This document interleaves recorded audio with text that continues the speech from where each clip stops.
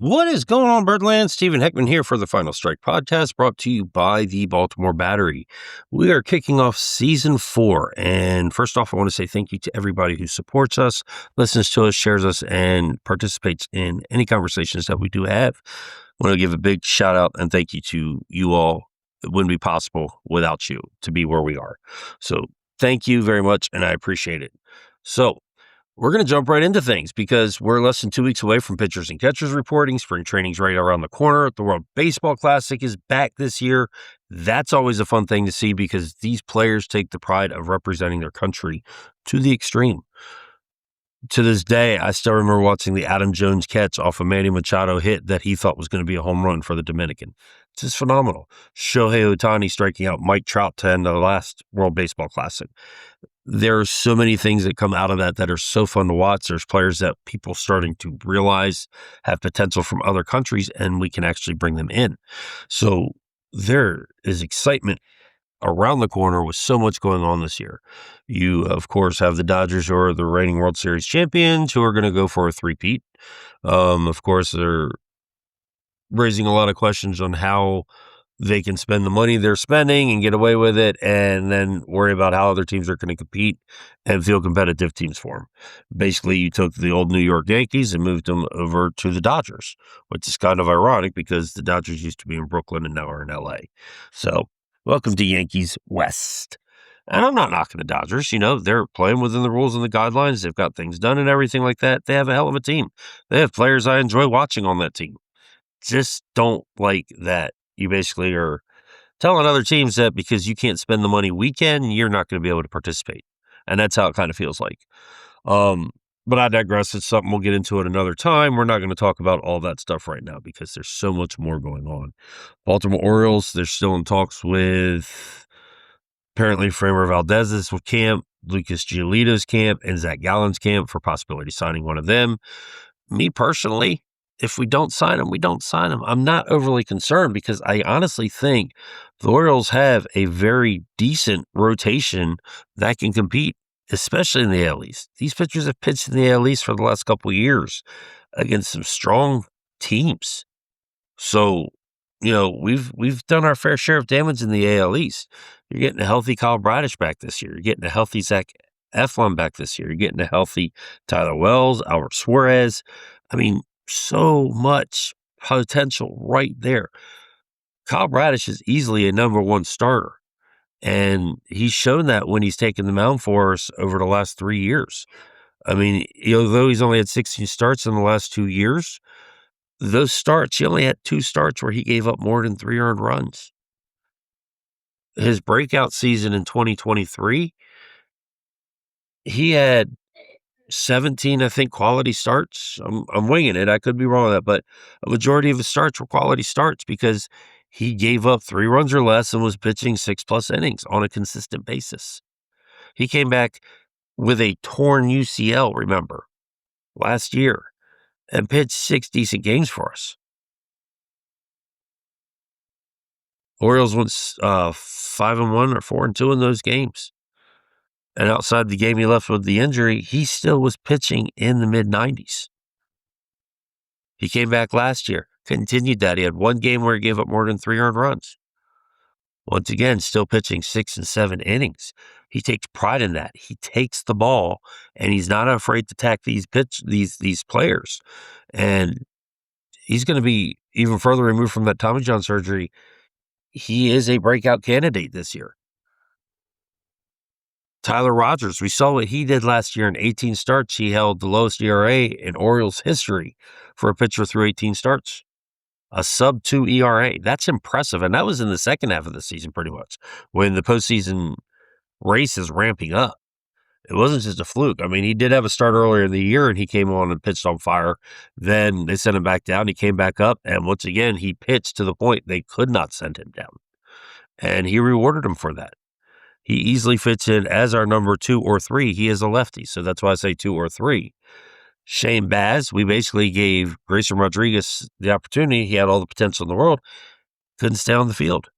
He had not pitched a full season at all in the major leagues. Basically, in his 3 years, he missed 2 years of baseball. He's had 1 full season. And yes, he pitched great in that season, but he also missed the second half when we needed him the most. Last year, he didn't even pitch at all. His first season up, he had 2 IL stints. The season he was originally supposed to come up, another long IL stint. So we'll see what happens. I mean, going forward, it's going to be interesting to see what he does with the Los Angeles Angels. I wish the guy the best. I just wish it would have been with us. But I like Shane Baz. Shane Baz is basically the pitcher that we expected Grayson Rodriguez to become. He has the potential. He has the power fastball. He has good secondary pitches. He's going to be 2 years removed. He's going into a second year removed from Tommy John surgery. And that's usually when pitchers find their footing and get their power back and their aggressiveness back. He has the ability to actually move himself into a 2, maybe even a top rotation spot on other teams. We have this guy till the end of the 2028 season. He's the biggest wild card in the staff right now. We re-signed Zach Eflin, who's healthy. He had the back surgery that actually is going to relieve the pain that he was pitching with for the last 3 or 4 years, where it got to the point that he would have to have IL stents in between and get therapy to make it so he could get through the rest of the season and injections. He won't have to do that. A healthy Zach Eflin, if he comes to us returns back to the way he was the second half of the season when we traded for him, we're just going to be adding another pitcher who pitches deep into the games. Then you end up with Dean Kramer, who is consistently a pitcher who has pitched for us since he's been brought up to the majors. He did have that one season. He went 1-7. We sent him back down, but when he came back up, he's very strong. He's been very durable for us. He takes the ball, no questions asked. He'll pitch whenever you want him to, and usually he can get you 6-7 innings in a game. He might give you up 3 or 4 runs, but a pitcher giving you up 3 or 4 runs, giving you 7 innings, I will take any day. Because with the offense we have from top to bottom, that should not be a problem for our offense to compete. And there will be days the offense is off. But if your pitcher is going to keep you in a game with the type of offensive power that we have, whew, people better remember what happened in 2023 when we came out of nowhere. It's possibility it happens again. Health will be the big factor. I do understand that, know that. But when you look at it, like I said, you got Kyle Bradish, you got Trevor Rogers, you got Shane Baz, Zach Eflin, Dean Kramer lining up right now as your 1 through 5s. After that, you still got Tyler Wells, Cade Povich, and Brandon Young. And that's just available to pitch as starters and can be swingmen. We already know Albert Suarez can be a swingman. He pitched well out of the bullpen. He pitched well as a starter for us. Tyler Wells, he's pitched well out of the bullpen when he first came to us. He pitched excellent for us as a starter. I think he's better off as a bullpen piece because, if he gives you 60, 70 innings a year, he can approach the pitching different. Whereas a starter, you kind of build up and ramp up. Tyler Wells is a good pitcher. I like the guy. And he's done well for us at the time he's taken the mound. So I'm not upset. But then you can actually go further in, and we have a good 2 or 3 pitchers in the minors who are a footstep away from being able to be in the majors. Not to mention, Chase McDermott is currently on our team and is a reverted starter. He can pitch as a starter. So you're talking about 10 potential starting pitchers, 3 more in the minors who are capable of coming up. So that's what we were going for last year. And unfortunately, we lost a lot of pitchers at the beginning of the season that hurt us. The same thing with the bullpen. Our bullpen is actually a lot stronger this year. We brought Andrew Kitteridge back, picked up his option, which is great. We got Ryan Helsley to fill in for Felix Bautista, unfortunately, who probably has gone all season, but there's a possibility he comes back towards September, October time. I mean, if we don't need him, I'd rather him rest. Helsley has a really good opportunity ahead of him, and I think he's going to do well for us. If Cano reverts back to what he was 2 years ago, he's going to be fine. I mean, he got shuffled up and down to the minors last year because basically his changeup and his curveball were dipping at the same angle and the same speed. There was no difference. I mean, they basically were right at the same speed, so you could sit back and wait on him. He had that fastball, but that fastball he still has problem controlling. It's that changeup, that changeup and splitter and curveball all being around the same exact speed and breaking about the same exact depth. He basically lost his backup pitches, his secondary pitches, which is what made him successful the previous 2 years for us. So a return to form for him is going to be great. Um, then you have, like I said, Chase McDermott. You have Albert Suarez. You have Tyler Wells. Those pitchers are definitely going to be in the team. Chase McDermott, I think he's fringe, but he has the potential to actually be a decent bullpen arm. Long-term fill-in, spot start here or there. But if, you have a pitcher who leaves early because he's giving up too much runs or, God forbid, an injury, you have the ability to have him step in if needed, if, say, Albert Suarez or Tyler Wells isn't available. So Chase McDermott is decent. Colin Selby had a decent season for us last year, so I'm not upset with seeing him back. Grant Wolfram, I like this guy. Big lefty. If he can control his pitches, he definitely has potential to be a late game piece for us. And he can pitch any of the innings, but I would like him at the back. Rico Garcia, when he can control his pitches, the guy can strike out anybody at any time. He gets a little bit wild sometimes, and that's the biggest issue with him. But he pitched fairly well for us last year. He did have some hiccups, but for the most part, he pitched very well for us. He came into some tight situations and actually got us out of it. So having him back, another year of work with our pitching staff and our pitching school, I think he's going to be fun. Same thing with Dietrich Edge. He has so much potential. And I'm just looking at what we have here right now. There's so much potential between our starting pitching and our bullpen. It should not be considered a weakness. And people still believe we're going to end up with Framber Valdez. I wouldn't mind. Trust me, don't get me wrong. I mean, he's a good lefty. He's going to get you out of an inning no matter what. He can put the ball on the ground, and he's consistent. Usually stays healthy, too. He's 32 years old, so I'm kind of skeptical about offering a contract that's 5 years or longer. But sometimes you got to go out your comfort zone to get what you need to take that next step. And the Orioles have done that this year. Getting Ryan Helsley, signing Pete Alonso, bringing back Zach Eflin, trading Grayson Rodriguez. We've made moves that are not what we've been accustomed to in the past 8 years. We are actually seeing moves that are going to improve our team. There's rumors that we've talked to Zach Gallen. There's rumors Lucas Giolito. I'll take any one of those pitchers. I personally would love Zach Gallen. I've had him as a dark horse trade candidate for 2 years now. And everybody was questioning me, why do you think that? I said, because Arizona always lets their big players go when it comes close to contract time, especially if they're going to get a big contract. They did it with Paul Goldschmidt. It's something they are used to doing and something that they are consistently done. They're trying to Marte's on the trade block. As good of a player as he is, why would you want to get rid of him? But, to each their own. Teams have a way of doing things. We have a way of doing things now, too. You get into our lineup, and the depth there is pretty good. Catcher, you have Adley Rutschman, one of the best defensive catchers in the game right now. Samuel Basallo, a young and upcoming catcher who has massive power. His offense might be the reason that improves Adley Rutschman's offense, and Adley Rutschman's defense is only going to help Basallo get better. They're going to be able to pick each other's brain, compare notes, and actually learn from each other. I don't want to trade Adley Rutschman. Having Adley Rutschman for 2 more years and maybe even extending him, I can honestly see giving him another 4-year contract right now, because having both those players together is a benefit.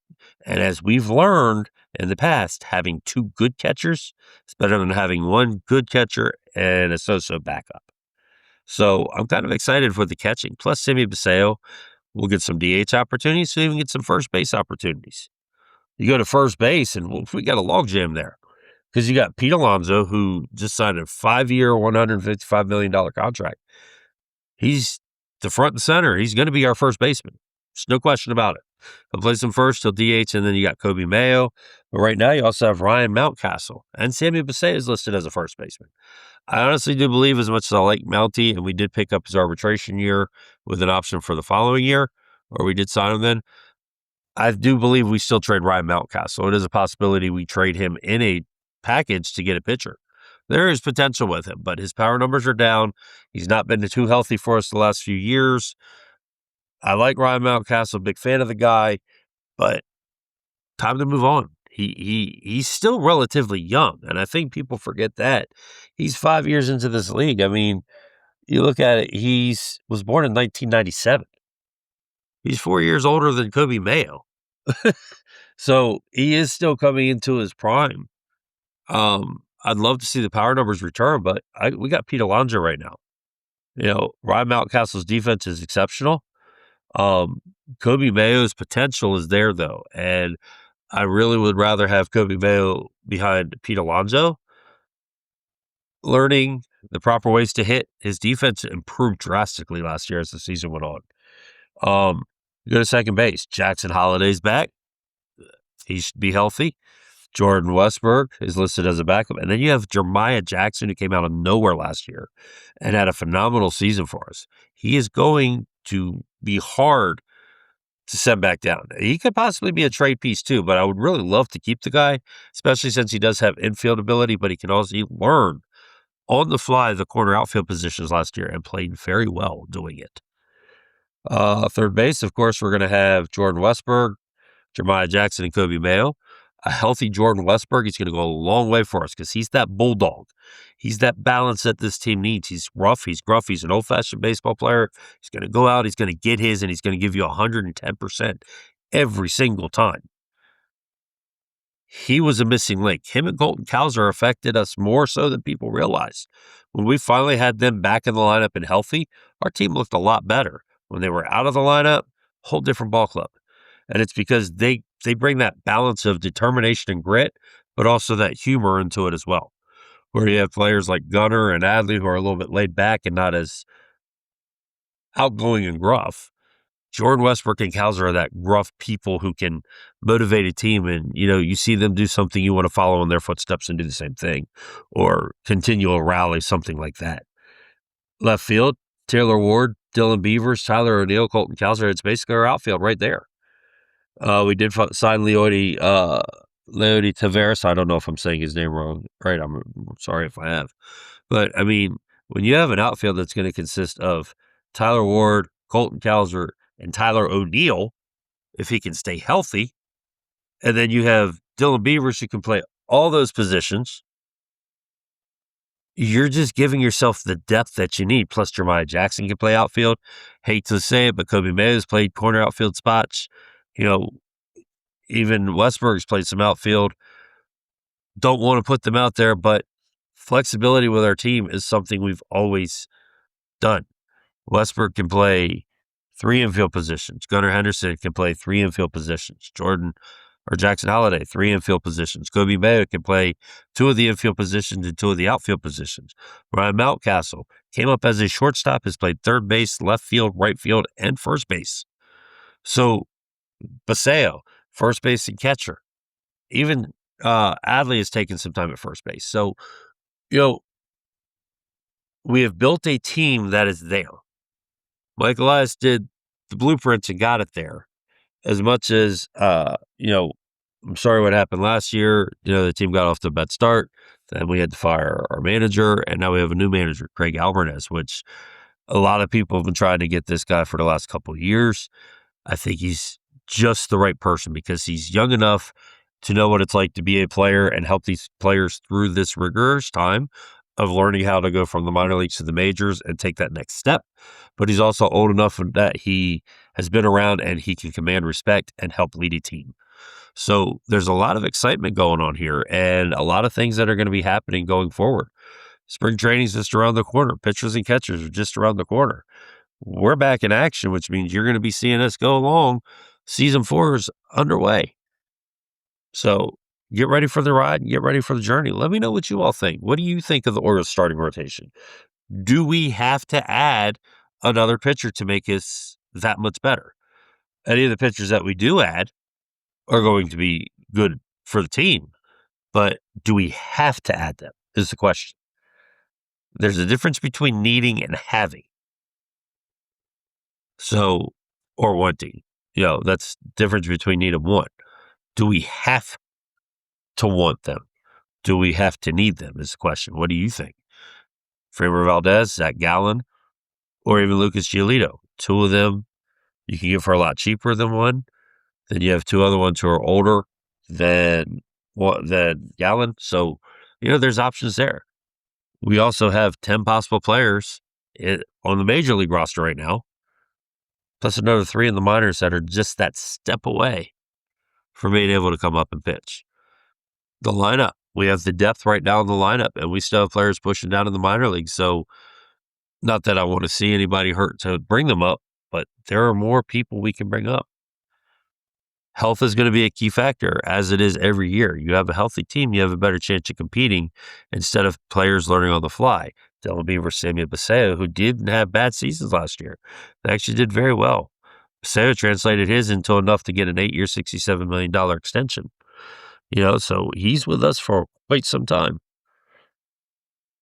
So what do you think? Also, what next? Gunnar Henderson has talked about how elated he is with the new faces and excited he is going into the season, and glad to see that the Orioles are actually putting the pieces in place for them to be competitive and fight for that World Series. That's a big thing because Gunnar Henderson is the key we got to sign. I mean, he is going to be a massive contract when we sign him. And honestly, I think he's a better player than Vlad Guerrero. So you're looking at $450, $500 million contract. But the thing is the length. The other thing I think going for us is the fact that all these players, most of them came up together. They went together at various levels. Now they want to do it together as a team here. And I think that might help us re-sign some of these players and keep them with us longer. But we'll see. We'll see what happens. Let me know your thoughts. Let me know what you think. Do we need another starting pitcher or do we want another starting pitcher? Because need him once, like you said, a whole different thing. What about bullpen? Should we add another bullpen arm or are we good with the bullpen? Not much to say really about the lineup. I mean, Tyler O'Neill was the big flag. He could also honestly become a trade piece, but we literally do have him this year, next year, because he picked up the 2-year option of $16 million a year. He'd be a fool if he didn't. If he's healthy, it's a benefit to us. And that's the thing, keeping him healthy. So what do you all think? What are your projections going into the season? What do you think we need to work on or improve? What are you excited for? What do you think the Orioles need to do to take that next step? We'll be back next week.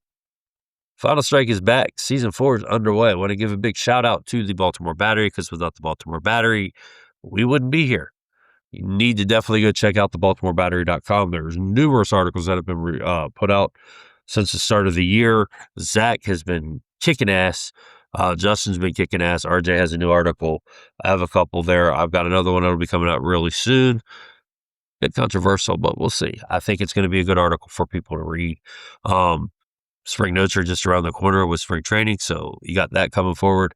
So big shout out to the Baltimore Battery. Wouldn't be here without them. Thank you for them. Thank you for giving me the opportunity. Also, I want to give a big shout out to Advanced Mobility Solution, formerly Scooters for Rent. Advanced Mobility Solution reconfigured internally because Scooters for Rent did not tell that they also did sell products. So if you're in the area on the eastern shore of Maryland and Delaware and need mobility scooters, manual and electric wheelchairs, beach wheelchairs, or lift recliners, give them a call, 302-280-6203. Tell them Stephen from the Final Strike sent you. Last but not least, I want to thank you all because without you all, we wouldn't be able to do this. So until next time, Baltimore, keep that beer cold. Let us know what you think, and we'll see you next time. Peace out.